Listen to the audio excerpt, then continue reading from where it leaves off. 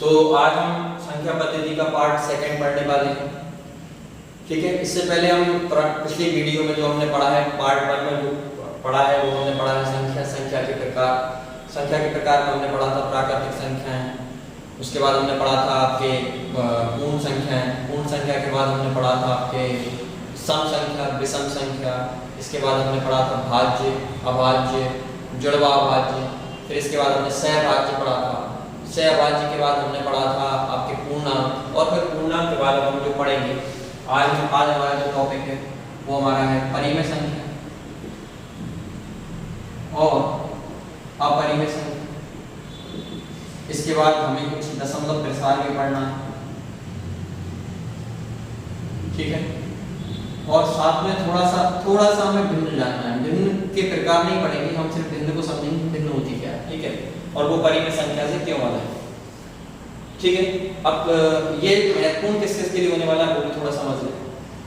ये महत्वपूर्ण होने वाला है कक्षा 9, कक्षा 10 तथा प्रतियोगी परीक्षा जितनी भी होती है, चाहे वो शिक्षा ग्रेड की हो या फिर कोई दूसरी भी हो, उन सब में ये आपका बहुत इंपॉर्टेंट टॉपिक आता है, क्योंकि वहाँ पर आपके अक्सर दशमलव प्रसार पूछे जाते हैं, परिमेय पूछा जाता है, और सीधा सवाल पूछा जाता है कि ये करनी 2 के अंदर जो संख्या लिखी है वो परिमेय है या अपरिमेय है, करनी 3 के अंदर जो संख्या लिखी है वो परिमेय है या अपरिमेय है।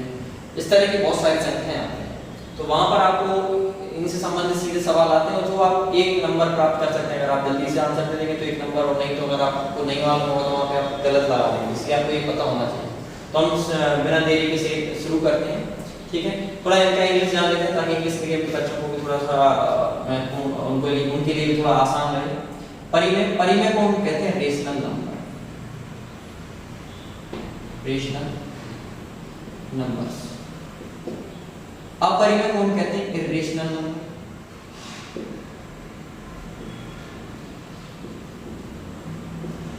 दशमलव प्रसार इसको हम कहते हैं डेसिमल एक्सपांशन। ठीक है, भिन्न को हम कहते हैं फ्रैक्शन।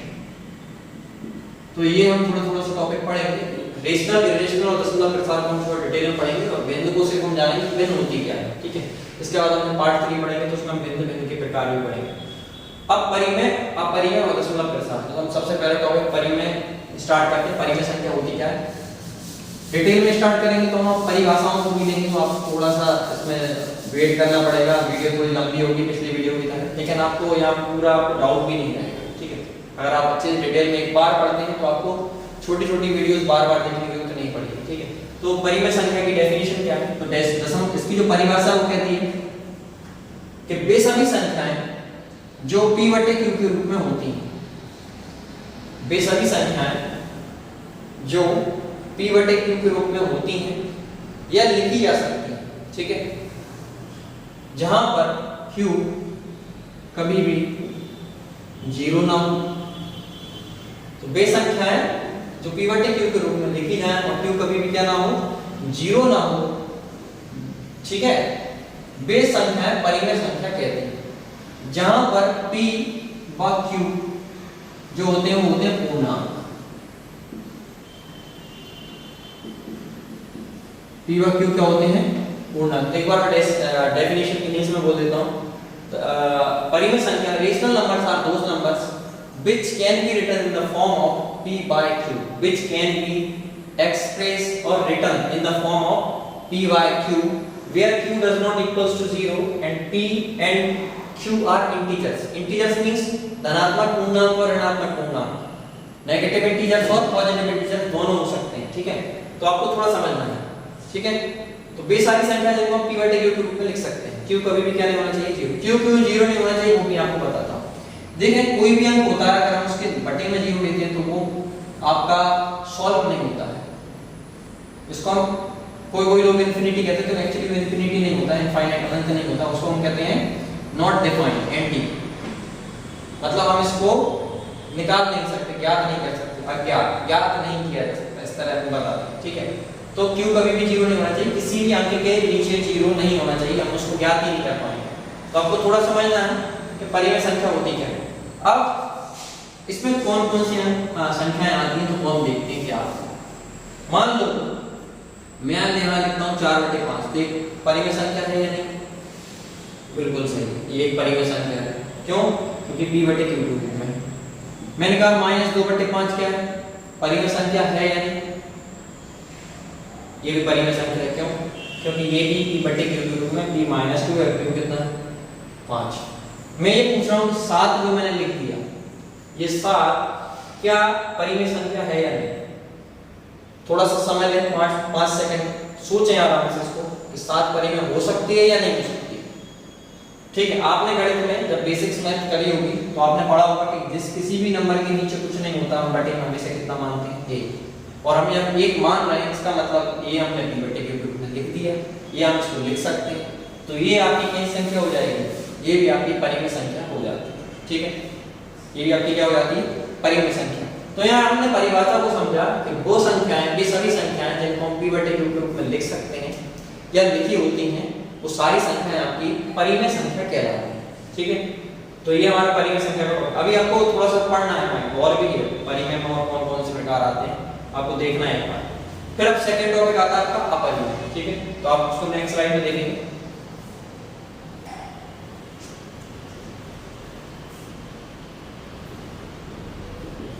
अपरिमेय संख्या, इसको हम इर्रेशनल नंबर कहते हैं। मैं इसकी परिभाषा लिख देता हूं, आपको लिखना है। ठीक है, हम कह सकते हैं कि वे संख्या, देखो इर्रेशनल है, इर्रेशनल अपरिमेय है, अपरिमेय परिमेय का विलोम है। तो वे संख्या है, इसकी परिभाषा ही विलोम होगी उसकी। वे संख्या है जिन्हें p/q के रूप में व्यक्त नहीं किया जा सकता।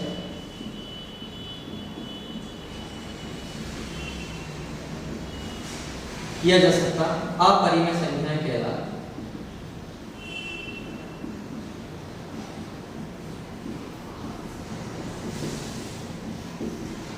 ठीक है, थोड़ा सा को करेक्ट करेंगे।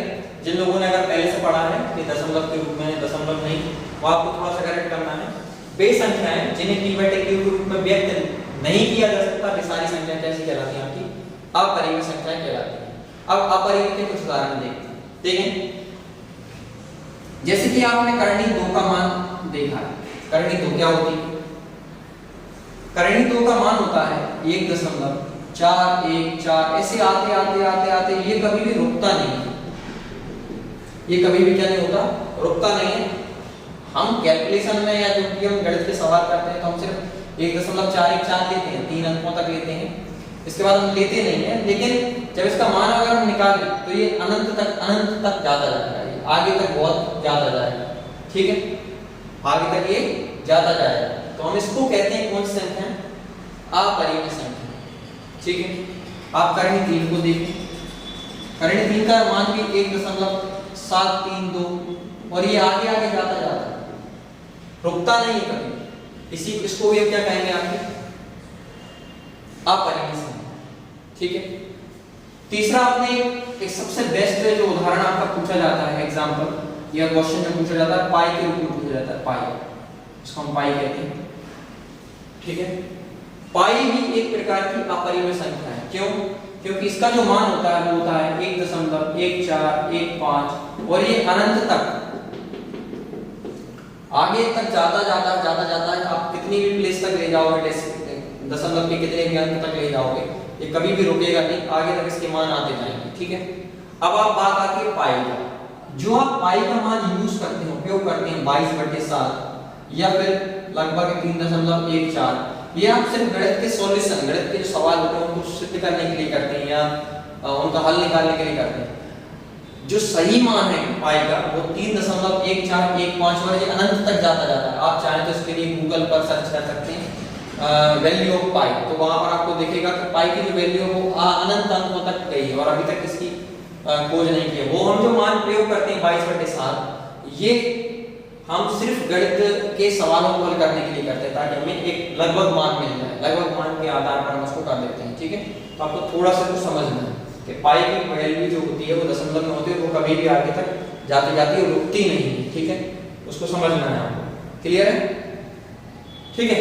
तो वे संख्याएं जिन्हें p बटे q के रूप में व्यक्त नहीं किया जा सकता परिमेय संख्याएं कहलाती हैं। तो हमने ये देखा करनी 2 करनी 3 पाई। अच्छा अभी मैं पूछूं आपसे, ठीक है, एक सवाल मैं पूछता हूं कि क्या मुझे बताइए करनी 4 जो वो आपकी परिमेय है या अपरिमेय? ठीक है, अब देखो करनी 4 का उत्तर क्या होता है आपका?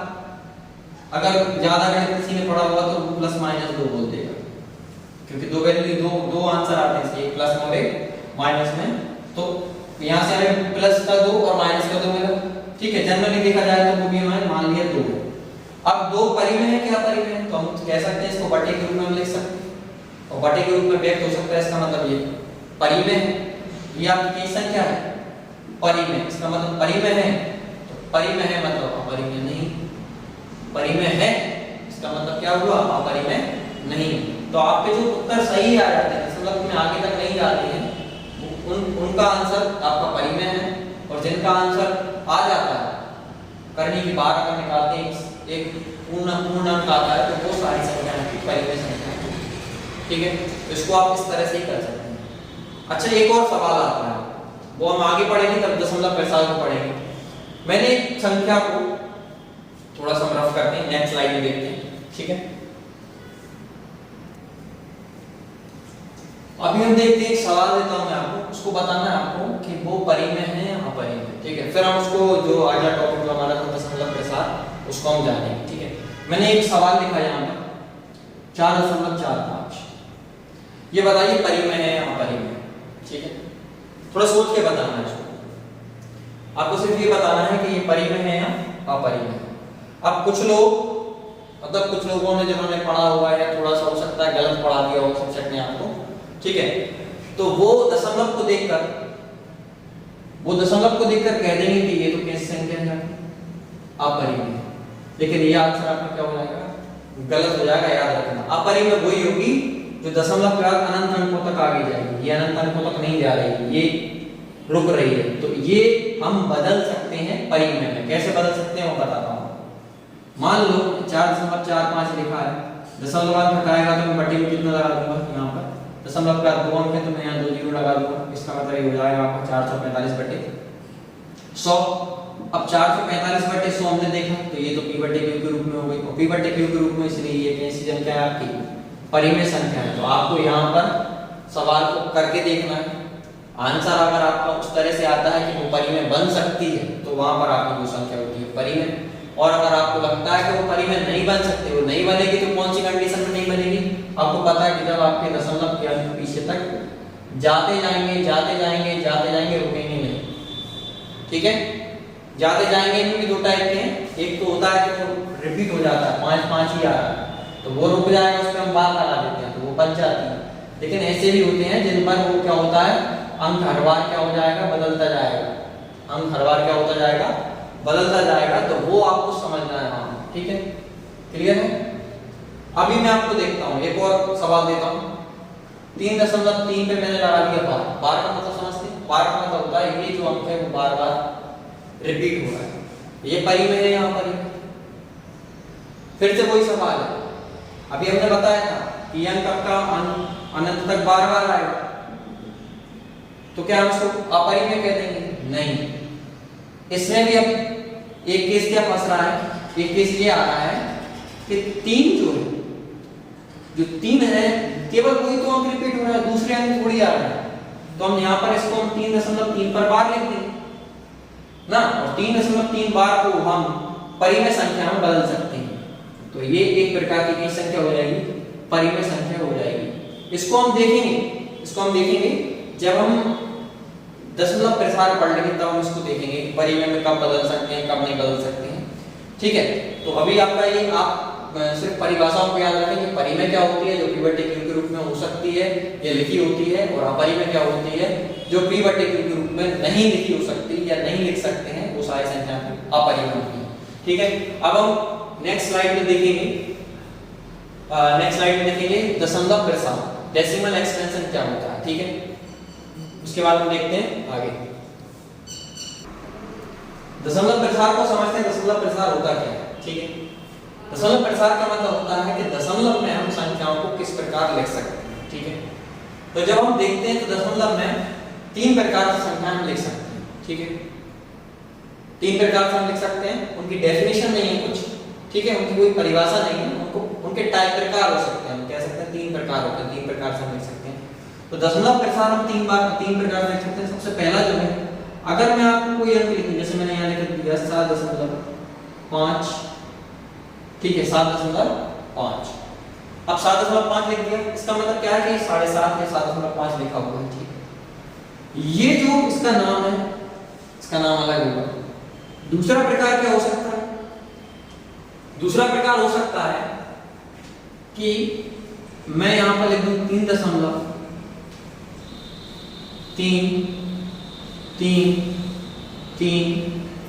और ये 3 बार आता जा रहा है। इसको मैं बराबर लिख सकता हूं 3.3 के बार, मतलब जिस पर बार लगा, जिस पर क्या लगा हो बार, तो इसका अलग नाम है, ठीक है।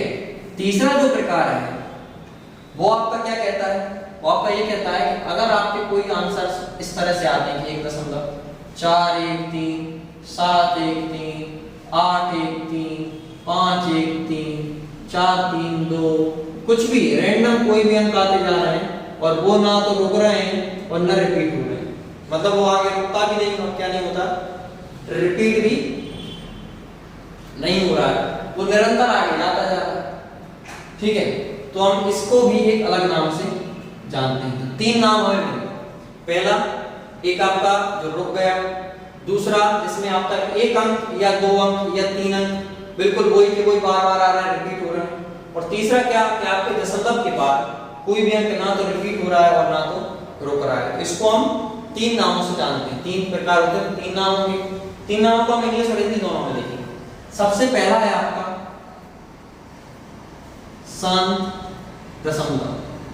इसको हम कहते हैं शांत दशमलव, मतलब एक स्थान पर आकर वो शांत हो। ये शांत वाला शांत नहीं है, शांत वाला शांत, ठीक है, शांत नहीं है, ये शांत, ठीक है। इसको इंग्लिश में कहा जाता है टर्मिनेटिंग, ठीक है। मतलब एक फिक्स अंकों के, एक अंक के बाद हो सकता है 3 अंक के बाद या 5 अंक के बाद ये रुक जाए, जो मान है वो क्या हो जाए, रुक जाए, आगे ना बढ़े, इसको हम कहते हैं शांत, ठीक है। दूसरा ये जो है आपका, इसमें आपका ये रिपीट कर गया, कोई एक अंक रिपीट कर गया। इसके दूसरे उदाहरण भी मैं ले सकता हूं, जैसे मान लो मैं यहां पर लूं 1.43 और 4-3 पर मैं क्या लगा लूं, बार लगा लूं। 4-3 पे बार मतलब 4-3 4-3 4-3 4-3 ये आता जा रहा है, ठीक है। इसको हम क्या कहेंगे, इसको समझे जरा। अब ये शांत तो है नहीं, तो हम इसको कहते हैं अशांत, ठीक है। इसको हम क्या कहते हैं, अशांत आवर्त, ठीक है, सॉरी, अशांत आवर्त।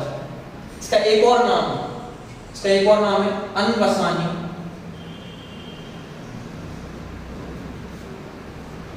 आवर्त, ठीक है। तो इसको थोड़ा सा समझेंगे कि अनबसानी आवर्त या अशांत आवर्त, ठीक है। इंग्लिश में इसका मीनिंग, इंग्लिश में इसका जो नाम है वो है non terminating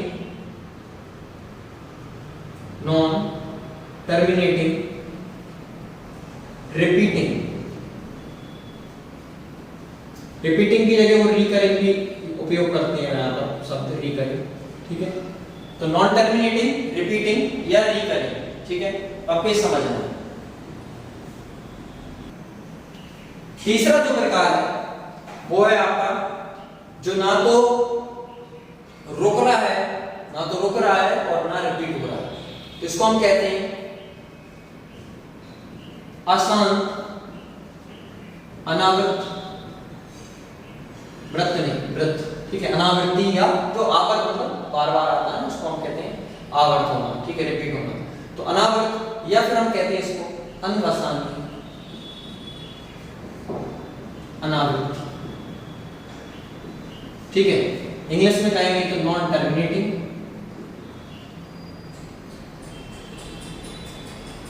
non repeating, recurring या रिपीटिंग दोनों शब्द आ सकते हैं, ठीक है। रिपीटिंग भी होता है और रिकरिंग भी होता है। RECU तो आपको जो किताब में मिलेगा या अपन जो नवी 10 में होंगे उनको ये अनमसानी मिलेगा, लेकिन हम दूसरे नाम से भी इनको जानते हैं, तो आप इसको समझ सकते हैं। दशमलव प्रसार जो होता है वो 3 प्रकार से होता है, ठीक है, शांत, अशांत आवर्त और फिर अशांत अनावर्त, ठीक है। अब देखें ये जो 2 प्रकार होते हैं, दशमलव प्रसार की बात कर रहे हैं, परिमेय अपरिमेय हम पढ़ के आए, उसके बाद हमने दशमलव प्रसार पढ़ा है। ये जो 2 प्रकार हैं ये आपके याद रखना परिमेय के अंतर्गत आते हैं, ठीक है। जिन लोगों ने अगर पहले से पढ़ा है तो वो थोड़ा सा करेक्ट कर लें, मैं बार बार बता रहा हूं, उसको करेक्ट कर लें अगर जिन लोगों ने पहले से पढ़ा है। ये जो 2 प्रकार होते हैं, शांत और अशांत आवर्त, मतलब रिपीटिंग वाले, ये सारे आपके कैसे आते हैं? परिमेय। क्यों आते हैं इसका कारण आप जानेंगे, क्योंकि हम इनको परिमेय में बदल सकते हैं, इनको हम क्या बदल सकते हैं? परिमेय में। लेकिन ये जो टाइप होता है ये आपका आता है अपरिमेय में, इरेशनल नंबर्स में आता है अपरिमेय। क्यों? क्योंकि हम इनको परिमेय में नहीं बदल सकते। कैसे बदलते हैं उसको हम आगे देखेंगे, लेकिन अभी आप ये समझें कि ये जो 2 प्रकार होते हैं ये दशमलव प्रसार के 3 प्रकार हैं, और इनके जो पहले 2 प्रकार हैं वो आपके परिमेय होते हैं, और जो अंतिम प्रकार है वो आपका कैसा होता है? अपरिमेय।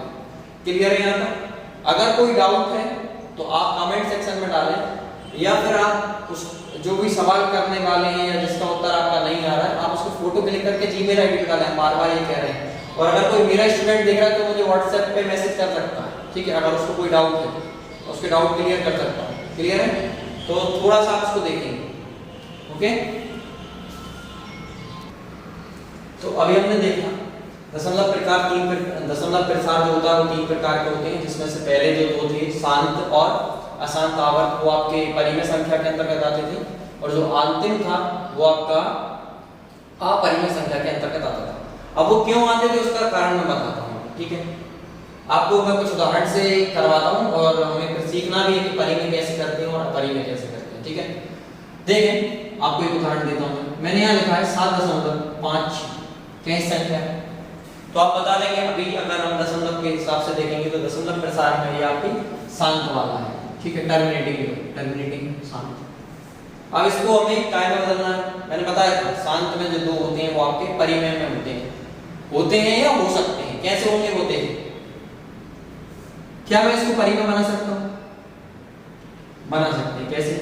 7 दशमलव हटेगी तो यहाँ पे क्या आ जाएगा आपका 0, मतलब जो दशमलव थी, ठीक है, जो दशमलव थी वो आपकी हट जाएगी, नीचे कितने 0 हो जाएंगे? 2 0, तो आ गया 756 बटे में कितना 100, तो बन गई आपकी पिवट टेबल। और पिवट टेबल के रूप में अगर हम व्यक्त कर पा रहे हैं तो वो आपकी कौन संख्या होती है? परिमेय संख्या होती है। नेक्स्ट, ये शांत वाले में तो कुछ भी नहीं है, आपको जितने दशमलव हटाएंगे उतने 0 नीचे आ जाते हैं, चाहे वो कितने भी हों।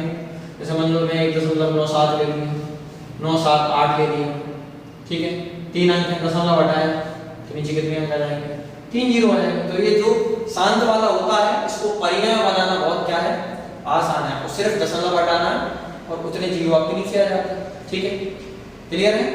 चलो अब हम देखते हैं अशांत प्रकार से कौन सी आएगी, ठीक है। अशांत प्रकार से तो अभी हम देखते हैं दूसरे प्रकार की, ठीक है, जो कि दूसरे प्रकार की आपकी कैसी थी? अशांत आवर्त, ठीक है, जिसको हम कहते थे रिपीटिंग, या नहीं करेंगे ना, तो रिपीटिंग जनरली हम इसको कहते हैं। रिपीटिंग को आप परिमेय कैसे बना सकते हैं, ठीक है, कैसे बनाते हैं मैं देखता हूं।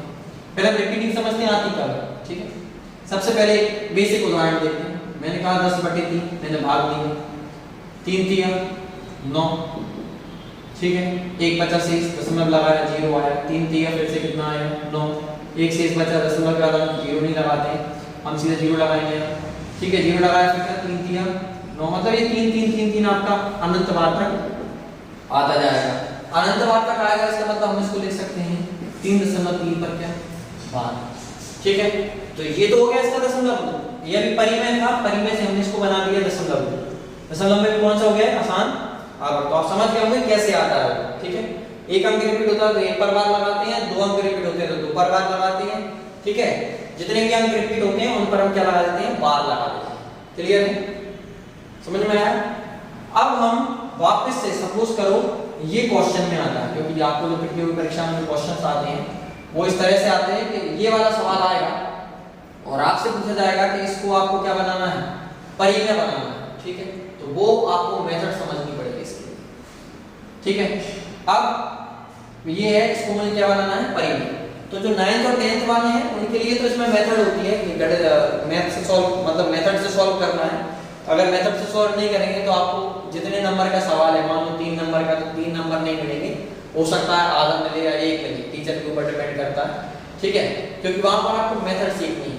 लेकिन जब हम प्रतियोगी परीक्षा में सवाल करते हैं तो वहां पर हमें आंसर से मतलब होता है, और आंसर अगर हमारा जल्दी आ जाए तो बहुत अच्छी बात है। तो यहाँ पर हम इसके लिए एक ट्रिक सीखते हैं, ठीक है। तो वो ट्रिक है, वो हम लिख नहीं सकते हैं, उसे हमें सीखी जा सकती है, सुनकर सीखेंगे और बार बार करेंगे तो वो बार बार में हमें या मतलब हमारे दिमाग में फिट हो जाएगी। फिर आप उसको भूलेंगे नहीं, और आपको ना तो लिखने की जरूरत पड़ेगी, ठीक है। अगर आप उसको लिख के कहीं शब्दों में लिख के दे दें और किसी और को अगर पढ़ाएंगे तो वो नहीं आएगी समझ में, ठीक है। तो आपको समझना है क्या करना है। देखें 3.3 पर लगा है आपका 12।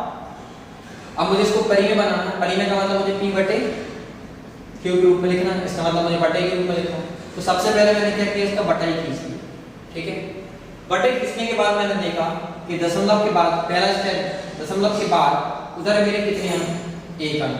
अगर 1 अंक है तो 1 अंक यहाँ आएगा। अब वो अंक कौन सा होगा वो देखना है, ठीक है। दशमलव के बाद कितने अंक हैं, 1 अंक है, और वो 1 अंक आया है यहाँ। अब वो कौन सा होगा वो देखना है। आपने यहाँ देखा दशमलव के बाद 1 अंक है और 1 अंक पर 12 है, तो जितने अंकों पर 12 होगा उतने 9 आएंगे। तो हमारा एक अंक था और इसी पर आपका 12 है, तो 1 9 लिख देंगे, ठीक है। दूसरा स्टेप है, आपको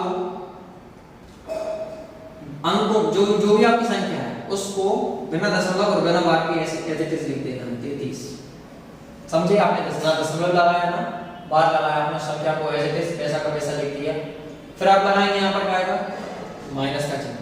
फिर आप क्या करेंगे, जो आपके अगले स्टेप है, दशमलव के जो बार वाला अंक, जो पीछे वाला जो अंक बार वाला, उस बार वाले अंक को छुपाएंगे, बचेगा कितना आपका 3। तो 3 को आप यहाँ पर लिख देंगे और आप यहाँ से कर पाएंगे कि ये हो गया 33 + 3 30 बटे 9। 3 से इसको काट सकते हैं, 3 से इसको काट सकते हैं, वापस से कितना आ गया हमारा 10 बटे 3। तो आपको ये स्टेप्स आपको याद रखनी है। 2 स्टेप में आपका सवाल आ जाएगा, बस आपको स्टेप क्या रखना है, वो स्टेप्स, ठीक है। हम दूसरे सवालों में भी इसको करके दिखाते हैं। दूसरा सवाल आपका नेक्स्ट स्लाइड पर बताते हैं, ठीक है, जिसमें आपका यहाँ पर 2 अंक रहेंगे, 1 अंक पर बार रहेगा, 1 अंक पर बार नहीं रहेगा, ठीक है। तो हम उसको नेक्स्ट स्लाइड में देखते हैं। तो हम आज अभी 3 सवाल करने वाले हैं, ठीक है। जो हमने प्रीवियस मेथड पढ़ा है उसी मेथड पर हम इसको पढ़ेंगे, ठीक है। तो थोड़ा देखते हैं क्या है। सबसे पहला हमें इसको परिमेय संख्या बनाना है। ये आपके दशमलव में कौन से वाले हैं, मैंने बताया आपको। दशमलव में कौन सा वाला है, जो कि रिपीट होता है। इसमें 3 रिपीट हो रहा है, इसमें भी 3 रिपीट हो रहा है, और इसमें 3 7 3 7 3 7 रिपीट हो रहा है, ठीक है। तो सबसे पहले आपको क्या करना है, बटा खींचना है, ठीक है। दशमलव के 2 अंक है तो 2 अंक यहाँ आने वाले हैं। एक रिपीट हो रहा है, एक रिपीट नहीं हो रहा है। तो जो रिपीट हो रहा है उतने आपके 9 आएंगे, और जो रिपीट नहीं हो रहा है, जैसे एक अंक रिपीट नहीं हो रहा तो वहां पर क्या आएगा आपका 0, ठीक है। जो अंक रिपीट हो रहा है उसके लिए 9, जो अंक रिपीट नहीं हो रहा उसके लिए 0। फिर पूरे अंक को ऐसे लिख देंगे 7 4 7 3 माइनस दशम जो बार वाला अंक है उसको छुपा लेंगे और यहाँ से 47 उसमें से कर देंगे, माइनस कर देंगे, ठीक है। अब इसमें से हमें माइनस करना है, तो 13 में 6 जाएंगे, 3 में 7 हो जाएगा, 13 में 6 जाएंगे, सॉरी 13 में 7 जाएंगे तो बचेगा कितना 6। फिर यहाँ पे 6 बचा, 6 में 4 गए तो बचा कितना 2, और ये आ गया 4 तो 26 बटे में कितना 90। आप चाहें तो और इसको काट सकते हैं, ठीक है। 2 दूनी 4, ठीक है, 2 दूनी 4। इसके बाद आपका कितना बचा यहाँ पे 2 एकम 2 2 3 6। इसको काटेंगे 2 से तो यहाँ पे आ जाएगा आपका कितना 45, और ये आपका यहाँ पर क्या हो जाएगा, उत्तर हो जाएगा 213 बटे 45, ठीक है। आप इसको चेक भी कर सकते हैं, जब आप इससे भाग देंगे देखेंगे अपने कैलकुलेटर में, तो 213 बटे 45 करेंगे तो आपका यही आएगा 4.7333 इस तरह से आएगा, ठीक है। नेक्स्ट सवाल भी सेम टाइप से, दशमलव का 3 है तो इसका मतलब यहाँ पर हमें 3 अंक आएंगे। 1 अंक पर बार है तो 1 बार 9, बाकी 2 अंकों पर बार नहीं, तो हम 2 0 लगाएंगे। पूरे अंक को ऐसे लिखेंगे 1 7 2 3 माइनस। फिर हम क्या करेंगे, यहाँ पर 12 वाले अंक को छुपा लेंगे, 12 वाले अंक को छुपाएंगे तो जैसे बचेगा आपका 172 172 में इसका कर देंगे, माइनस कर देंगे। 3 में से 2 गया तो बचा 1, 2 में 7 जाते नहीं है तो यहाँ से उधार लेंगे, ठीक है, कैरी करेंगे। तो यहाँ से कैरी किया तो ये आया अपना 12, 12 में से 5 गया तो कितना बचा 7, यहाँ 6 बचा, 6 में से 1 गया तो 5 और यहाँ पर आ गया 1551 बटे में कितना आ गया 501, ठीक है। अगर आगे सॉल्व होगा तो करेंगे, नहीं तो नहीं करेंगे, मोस्टली हो जाएगा, 3 से कट जाएगा, 5 से 15, 3 एकम 3, 3 सत्ता 21, ठीक है, क्लियर है। इसके बाद यहाँ तक हमारा ये हो जाएगा और हम उसको करेंगे हमारा आंसर, ठीक है। नेक्स्ट है आपका 3 अंक है, 3 में से 2 पर बार है, 1 पर बार नहीं है, तो 2 पर बार है तो 2 बार 9, 1 पर बार नहीं देगा 0, फिर 1 4 3 7 पूरा एज इट इज, फिर माइनस 12 वाले को छुपा लेंगे, 14 से इससे कर देंगे माइनस, 7 में 4 आएंगे तो बचेगा 3, 3 में से 1 गया तो बचेगा 2 और 14 एज इट इज जाएगा बटे में कितना जाएगा 990। तो हम इसको बहुत आसानी से सवाल को कर सकते हैं, क्लियर है, ठीक है।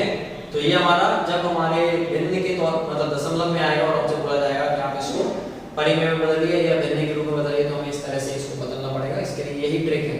9th वाले इसका यूज बिल्कुल भी नहीं करेंगे क्योंकि उनको इसके नंबर नहीं मिलेंगे, वो सिर्फ आंसर को जांच सकते हैं कि हमारा आंसर सही है या नहीं, ठीक है, क्लियर है। तो अभी हमने यहाँ पर आपका देख लिया कि जब भी हम दशमलव को परिमेय में बदलना हो तो कौन सी दशमलव परिमेय में बदल जाती है और कौन सी दशमलव परिमेय नहीं बदलती, ठीक है। अभी एक चीज और रह गया इसमें, मैंने आपको बताया था कि ये जो है 2 प्रकार के जो हमने पढ़े थे दशमलव प्रसार, हमने 2 प्रकार में पढ़ा था दशमलव प्रसार, जिसमें हमने पढ़ा था पहला आपका अशांत, तो अशांत वाला हम आराम से परिमेय में बदल सकते हैं, सॉरी शांत वाला हम आसानी से परिमेय में बदल सकते हैं, लेकिन ठीक है, और हम अशांत जो अशांत आवर्त है उसको भी हम परिमेय में बदल सकते हैं इस तरह से, ठीक है। लेकिन एक और होता है जो अशांत अनावर्त है, अशांत आवर्त हम उसको परिमेय में नहीं बदल सकते, क्यों? क्योंकि वो अपरिमेय होता है। क्यों होता है उसका कारण मैं आपको बताता हूँ, ठीक है, थोड़ा सा देखेंगे। तो यहाँ पर हम एक सवाल लेते हैं, ठीक है, 4.4 7 3 2 5 1 6 7 3 2 1 7 5 8 कुछ भी हम रैंडम नंबर ले लेते हैं, ठीक है। इसका मतलब ये क्या है, आपके आगे तक बढ़ते जा रहे हैं और बदलते जा रहे हैं, ठीक है। तो ये वाला हमने पढ़ा है, ये तो आपकी कैसी है अशांत है, मतलब शांत भी नहीं है, अशांत एवं अनावर्त पढ़ा है हमने, जिसको हमने अनुवसानी अनावर्त कहा था, ठीक है। वही है नॉन रिपीटिंग नॉन टर्मिनेटिंग या नॉन टर्मिनेटिंग नॉन रिपीटिंग। अब इसको हम क्या परिमेय में बदल सकते हैं, ठीक है। पहले हम सोचते हैं इसको परिमेय में बदल सकते हैं। अब देखें यहाँ पर मुझे पता नहीं कि कितने अंक हैं, ठीक है, अनंत। तो अगर मैं दशमलव हटाऊंगा तो नीचे भी मुझे अनंत बार क्या लेनी पड़ेगी 0। आप इसको इस तरह लिख सकते हैं, लेकिन जब मैं इसको इस तरह लिखूंगा तो मेरे पास ये जो क्यू है, इस क्यू को मैं डिफाइन नहीं कर पा रहा, इस क्यू को मैं पता नहीं कर पा रहा कि मुझे कितने 0 लिखने, और ना मैं पी को पता कर पा रहा कि मुझे कितने आगे तक अंक लिखने।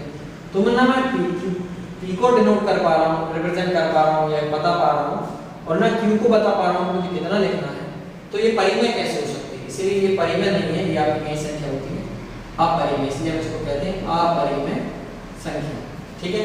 इसको थोड़ा समझना है आपको। अशांत एवं अनावर्तित होती है आपकी अपरिमेय होती है, इसको हम इंग्लिश में कहते हैं नॉन टर्मिनेटिंग, ठीक है, नॉन रिपीटिंग। रिपीटिंग की जगह आपको रिकरिंग मिल जाता है इसका, ठीक है। तो इंग्लिश मीडियम वाले थोड़ा सा देख लेंगे, बाकी हिंदी में आपका अशांत अनावर्त या फिर इसका दूसरा नाम है अनवसानी अनावर्त, क्लियर है। तो ये आपका थोड़ा सा ये टॉपिक आपका क्लियर हो जाएगा, परिमेय अपरिमेय और भिन्न, ठीक है। अब मैंने आपको एक शुरुआत में बताया था कि हम इसमें भिन्न भी पढ़ने वाले हैं, ठीक है। और भिन्न को मैंने बताया था, भिन्न में मैं आपको प्रकार नहीं समझाऊंगा, उसमें मैं सिर्फ आपको समझाऊंगा कि परिमेय संख्या और भिन्न में क्या अंतर है, ठीक है। तो वो हम देखते हैं नेक्स्ट स्लाइड में, आप देखेंगे, ठीक है। हम शुरुआत करते हैं भिन्न की परिभाषा से, ठीक है। भिन्न जिसको हम इंग्लिश में फ्रैक्शन कहते हैं, ठीक है। फ्रैक्शन को हम कभी भी इस तरह से लिखते हैं अंश बटा हर, ठीक है। अब होता क्या है कि भिन्न जो होता है वो अंश और हर का अनुपात होता है, ठीक है, याद रखना अंश व हर का अनुपात, क्लियर है, ठीक है। अगर हम इसको थोड़ा सा रफली ले लें रिप्रेजेंट या डिनोट करने के लिए, तो अगर मैं कहूँ कि a बटा b है, यहाँ पर a आपका अंश है, हर आपका क्या है b है, और इसकी डेफिनेशन में अगर मैं कहूँ कि b कभी भी क्या नहीं हो सकता, 0 नहीं हो सकता, ठीक है। तो इस तरह से की परिभाषा होती है। अब आप कहेंगे कि परिमेय में भी हमने कुछ इस तरह ही पढ़ा है, बस परिमेय में हमने क्या पढ़ा था, परिमेय मतलब रेशनल। रेशनल में हमने क्या पढ़ा था कि कोई संख्या जो p बटे q है, p बटे q के रूप में लिखी हो, जहाँ q कभी भी क्या ना हो, 0 ना हो, वो संख्या की परिमेय संख्या होती है। तो फिर इसमें अलग क्या है, क्योंकि हम संख्या ही लिखेंगे कुछ ना कुछ, जैसे यहाँ 2/3 लिखूँ, यहाँ भी 2/3 ही लिखूंगा, तो वो दोनों तो फिर सेम हो गई, भिन्न और परिमेय। लेकिन ऐसा नहीं है, ठीक है, आपको ऐसा नहीं, क्योंकि परिभाषा में यहाँ लिखा रहता है कि यहाँ पर a व b जो होते हैं वो पूर्ण संख्या होती है, ठीक है। और यहाँ पर हमने पढ़ा है क्या लिखा रहता है, p बटे p व q क्या होते हैं आपके पूर्णांक होते हैं, ठीक है। पूर्णांक का मतलब ये आपके प्लस में हो सकते हैं और ये माइनस में हो सकते हैं, और पूर्ण संख्या का मतलब केवल क्या में रहेंगे, प्लस में। तो आपको एक चीज याद रखनी है कि जो भिन्न रहती है वो हमेशा प्लस में रहती है, और परिमेय संख्या भिन्न प्लस में और माइनस में दोनों में हो सकती है, ठीक है। अब मैं इसको उदाहरण से आपको समझाता हूँ, ठीक है। तो सपोज करो मैंने यहाँ लिख दिया -2/3, तो ये परिमेय है या भिन्न, तो हम सीधा कह देंगे ये क्या संख्या है, परिमेय है। क्यों? क्योंकि p बटे q है, ये पूर्णांक है। सेम टाइप से मैं कहूँगा -1/-3 क्या है, परिमेय है या भिन्न। तो कुछ ज्यादा दिमाग लगा के इसको सॉल्व कर देंगे, माइनस से माइनस काट देंगे तो प्लस हो जाएंगे, यहाँ फिर कहेंगे यहाँ दोनों प्लस के हैं तो हम कह देंगे भिन्न। नहीं, एक्चुअल रूट क्या है इसका, ये -1 है, -3 है, तो हम इसको क्या कह देंगे, ये भी क्या है आपकी परिमेय है। 2/5 कहूँ तो ये 2/5 क्या है, तो ये हम कह सकते हैं कि ये आपकी भिन्न भी है और आपकी क्या है, परिमेय भी। भिन्न के साथ में भी क्या है, परिमेय। क्यों भिन्न के साथ परिमेय? इसलिए क्योंकि ये वाली आपका भिन्न की भी परिभाषा को सिद्ध कर रही है और परिमेय संख्या की परिभाषा को भी क्या कर रही है, सिद्ध कर रही है, ठीक है। तो इसीलिए हम कह सकते हैं कि 2/5 जो भिन्न भी और परिमेय भी, ठीक है। अब हम एक चीज देखते हैं कि क्या कुछ कॉमन है इसमें, ठीक है। तो कॉमन क्या है मैं आपको बताता हूँ कि हम इसमें ये चीज जरूर कह सकते हैं कि प्रत्येक भिन्न जो होती है वो आपकी परिमेय संख्या होती है। प्रत्येक भिन्न आपकी क्या होती है, परिमेय संख्या होती है, ठीक है। लेकिन प्रत्येक परिमेय संख्या आपकी भिन्न नहीं होती, ये आपको याद रखना है, ठीक है। तो ये आपका एक कॉमन सा अंतर था भिन्न में और परिमेय संख्या में, ठीक है। भिन्न की जो प्रकार है वो अगली क्लास में देखेंगे जब हम पार्ट 3 करेंगे इसका, ठीक है। और उसमें कुछ क्वेश्चंस भी देखेंगे, भिन्न की परिभाषा, भिन्न की परिभाषा, उसके बाद भिन्न के प्रकार, और उसके बाद संख्या पद संबंधित सीधे प्रश्न भी हम इसमें करेंगे, क्लियर है। तो आपकी ये भिन्न और भिन्न में अंतर था, ठीक है।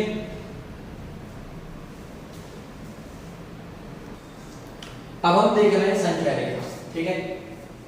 संख्या रेखा हमने पहले भी, इससे पहले वाली जो वीडियो बनाई थी पार्ट 1, उसमें भी हमने देखा था संख्या रेखा क्या होती है, ठीक है। जिसमें आपके पूर्णांक लिखे हुए होते हैं 0/3, एक साइड -1/3, उधर धनात्मक पूर्णांक, इधर ऋणात्मक पूर्णांक, पॉजिटिव इंटीजर्स और नेगेटिव इंटीजर्स। अब हम बात कर रहे हैं कि जितनी भी अभी तक हम संख्या पढ़ते हैं, चाहे वो सम हो चाहे विषम हो, भाज्य हो अभाज्य हो, प्राकृतिक संख्या हो, पूर्ण संख्या हो, उसके बाद आपकी परिमेय संख्या हो, अपरिमेय संख्या हो, उन वो होती कहाँ है, ठीक है, वो होती कहाँ पर। चलो हम एक कॉमन एग्जांपल लेते हैं। मैंने एक एग्जांपल लिया 1/2, एक प्रकार की संख्या है, ये एक प्रकार की भिन्न भी है और एक प्रकार की परिमेय संख्या है, ठीक है।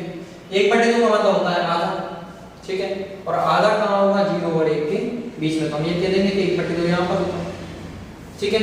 अगर मैं कहूँ 1/3 कहाँ होगा, तो 1/3 इससे थोड़ा सा पीछे होगा, 1/4 कहाँ होगा तो और कम होगा, ठीक है। तो इस तरह से हम कह सकते हैं कि परिमेय संख्या जो होती है वो इस संख्या रेखा पर होती है। उसी प्रकार से मान लो मैं कोई अपरिमेय संख्या कहता हूं, अपरिमेय संख्या कहा मैंने, मान लो 7.6 1 3 2 कुछ भी आगे से बढ़ाते गए, ठीक है, क्योंकि यार अपरिमेय तो अनंत तक जाती है, हमें पता ही नहीं कहां तक जाएगी, तो एक प्रकार की अपरिमेय संख्या। लेकिन मुझे इतना जरूर पता है कि 7 मैं संख्या रेखा पर 7.6 नहीं, इसलिए हम थोड़ा सा करेक्ट करके 2.6 कर देंगे। तो मुझे ये जरूर पता है कि 2.6 और 2.7 के बीच में, तो मुझे पता है कि 2.6 यहाँ होगा, 2.7 यहाँ होगा, और इसके बीच में बहुत सारी संख्या हो सकती है, तो कहीं पर एक भी होगी। इसका मतलब ये भी आपकी संख्या रेखा पर होती है, ठीक है। तो आपको ये चीज याद रखनी है, ठीक है, आपको ये चीज याद रखनी है कि संख्या रेखा पर आपके अनंत बिंदु होते हैं, ठीक है। अनंत बिंदु कह सकते हैं, आप अनंत संख्या कह सकते हैं, ठीक है। अब अनंत संख्या में आपकी सम भी हो सकती है, विषम भी हो सकती हैं, आपकी दूसरी संख्या जैसे कि हम कह सकते हैं परिमेय संख्या, तो परिमेय भी आपकी अनंत होती हैं, अपरिमेय भी आपकी अनंत होती है, ठीक है। तो ये आपको याद रखना है कि संख्या रेखा पर अनंत परिमेय संख्या और अनंत अपरिमेय संख्या होती है। अगर मैं बात करूं 1 और 2 के बीच, 1 और 2 के मध्य में भी यही बात है, अनंत बिंदु है, इस लाइन के बीच में क्या है, अनंत बिंदु है, तो अनंत अपरिमेय संख्या है और अनंत ही परिमेय संख्या है, ठीक है। और इनको हम जब निकालेंगे दो बिंदुओं के बीच में कैसे निकालते हैं, तो इनको हम नेक्स्ट क्लास में कभी देखेंगे, ठीक है। तो आपको यहाँ तक अभी तक हमारी थ्योरी क्लास थी जिसमें हमने सीखा है कि संख्याएं क्या होती हैं, संख्याओं को क्यों क्या कहा जाता है, परिमेय क्यों कहा जाता है, परिमेय होती क्या है, अपरिमेय क्या होती है, ठीक है। तो यहाँ तक आपका ये टॉपिक कंप्लीट है। अगली क्लास में हमने बताया कि जैसे हम सीधे डायरेक्ट क्वेश्चंस देखेंगे, ठीक है। यहाँ तक कि आपको क्लास अच्छी लगी हो तो आप उसको कमेंट सेक्शन में थोड़ा सा डाल सकते हैं और अपने रिस्पॉन्स भी डाल सकते हैं, आपको कैसी क्लास लगी, या आपको अगर कोई लगता है कि कोई टॉपिक में आपको परेशानी आ रही है तो उस टॉपिक को भी आप डाल सकते हैं और उस टॉपिक की हम वीडियो अलग से बना के डाल सकते हैं, ठीक है। ये सीरीज आगे चलती रहेगी और वो वीडियो में आपकी अलग से डाल देंगे, तो आपको थोड़ा सा ध्यान देना है कि आपको आगे क्या पढ़ना है, ठीक है। आप अगर आपको कोई डाउट होता है इसमें तो आप या तो कमेंट सेक्शन में डाल सकते हैं कि आपको वहाँ पर डाउट होगा, ठीक है।